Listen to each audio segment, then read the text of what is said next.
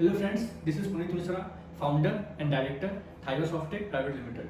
आज मैं आप लोगों के सामने 3 टॉपिक लेकर के आया हूँ। पहला है ह्यूमन रिसोर्सेज मैनेजमेंट, दूसरा है ह्यूमन रिसोर्सेज प्लानिंग और तीसरा है a difference between job and business.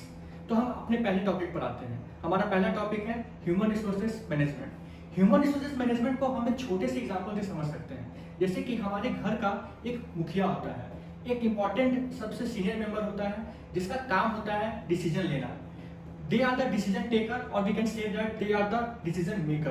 तो उनका काम होता है कि घर को कैसे मैनेज करना है, चाहे वो कोई भी काम हो, सपोज दैट घर को चलाना हो, फाइनेंशियल प्लान हो, वो सारी चीज़ों को हमारे घर के जो फादर होते हैं या फिर उनसे बड़े अगर ग्रैंडफादर हैं वो है, तो वो उस चीज़ का डिसीजन लेते हैं और घर को चलाते हैं। तो वो जो सारा मैनेजमेंट कर रहे हैं उसको भी हम एक मैनेजमेंट के एग्जाम्पल के तौर पर समझ सकते हैं। सेम एग्जाम्पल को हम अगर अपने ऑफिस से रिलेट करते हैं तो सपोज दैट कि एक ऑफिस में एक एम्प्लॉयर होता है और एक और एम्प्लॉयज होता है।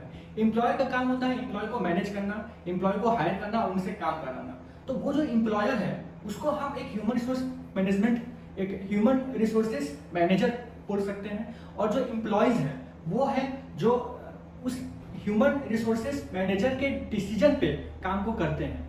तो अगर सपोज कि कुछ प्रोजेक्ट्स हैं जो चल रहा होता है तो उनका स्ट्रैटेजी बनाना, उनको देना, उस प्रोजेक्ट को करवाना, वो ह्यूमन रिसोर्सेज मैनेजर का काम होता है। और वो जो लोग जो काम को कर रहे हैं वो उनके डिसीजन को मान करके प्रोजेक्ट्स को करते हैं। तो इस तरीके से हम समझ सकते हैं कि ह्यूमन रिसोर्सेज मैनेजमेंट क्या है। तो अब हम अपने दूसरे टॉपिक पर आते हैं। हमारा दूसरा टॉपिक था human resources planning. Human resources planning, इसको हम इस तरीके से समझ सकते हैं कि सपोज दैट आपकी मम्मी ने कहा कि आप दुकान जाओ और वहां से 10 किलो आटा का बैग लेकर के आओ। आपको पता है कि 10 किलो का आटा काफी भारी होगा, तो आप क्या करोगे कि आप अपने साथ अपने भाई को या अपनी बहन को ले जाओगे और उसी पैकेट को 2 आदमी लेकर के आ जाओगे। तो आपने क्या किया कि प्लानिंग से एग्जीक्यूट किया। आप गए दुकान, लेकिन आप अकेले नहीं गए, आप 2 आदमी गए और 2 आदमी मिल करके आपने उस आटा के बैग को अपने घर लेकर के आया। तो यहाँ पे क्या हुआ कि एक प्रॉपर प्लानिंग से आपने काम किया, आपका काम भी हो गया और बर्डन भी नहीं रहा। उसी तरीके से एक ऑफिस में जब प्रोजेक्ट्स काफी हो जाते हैं, हमें समझ नहीं आता कि आखिर हम प्रोजेक्ट को मैनेज कैसे करें, और क्लाइंट्स के लिए भी हमारा जवाबदेही होता है, हम रिस्पॉन्सिबल होते हैं, हमें एंसरेबल होना पड़ता है। तो हम क्या करते हैं कि हम प्रोजेक्ट्स को डिपार्टमेंट वाइज बांट देते हैं और उनको डेडलाइन दे देते हैं। तो एक प्लानिंग से हम जब किसी काम को करते हैं तो वो काम भी हमारा अच्छे से एग्जीक्यूट होता है और डेडलाइन पे हम उस काम को कर भी पाते हैं। तो इस तरीके से हम इस एग्जाम्पल को भी क्लियर कर सकते हैं कि ह्यूमन रिसोर्सेज प्लानिंग क्या है। मतलब एक एम्प्लॉयर जब प्लानिंग से अपने बंधु से काम करवाते हैं तो उनको हम ह्यूमन रिसोर्सेज प्लानिंग बोल सकते हैं।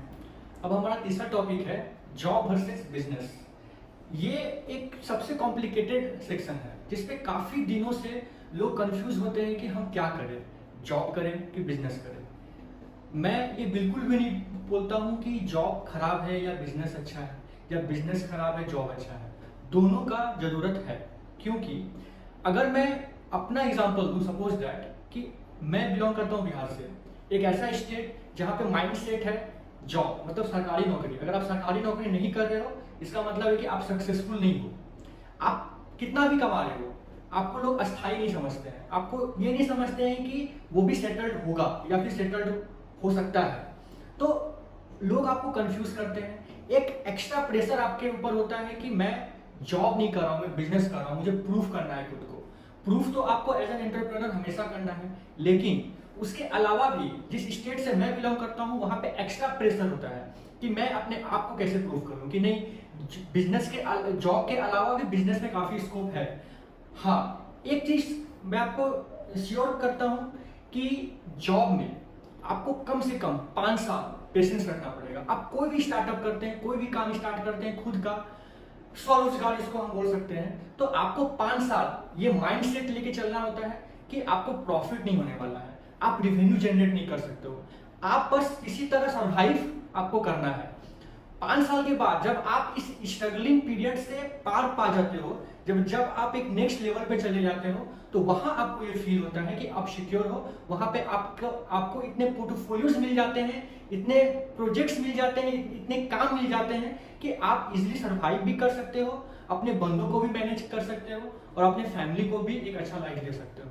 तो मैं ये बिल्कुल भी नहीं बोल सकता हूँ कि जॉब अच्छा है या बिजनेस अच्छा है, या जॉब बुरा है या बिजनेस बुरा है, दोनों का जरूरत है। लेकिन अगर कोई बिजनेस या कोई स्टार्टअप करने का अगर सोच रहे हैं तो उन्हें सबसे पहले जॉब ही करना चाहिए, क्योंकि जॉब आपको एक कॉर्पोरेट इन्वायरमेंट देता है, आपको समझाता है कि आखिर हम बिजनेस कैसे करते हैं, कैसे करना चाहिए। तो ये सभी चीजों को समझने के लिए आपको जॉब से होकर के बिजनेस में आना पड़ेगा।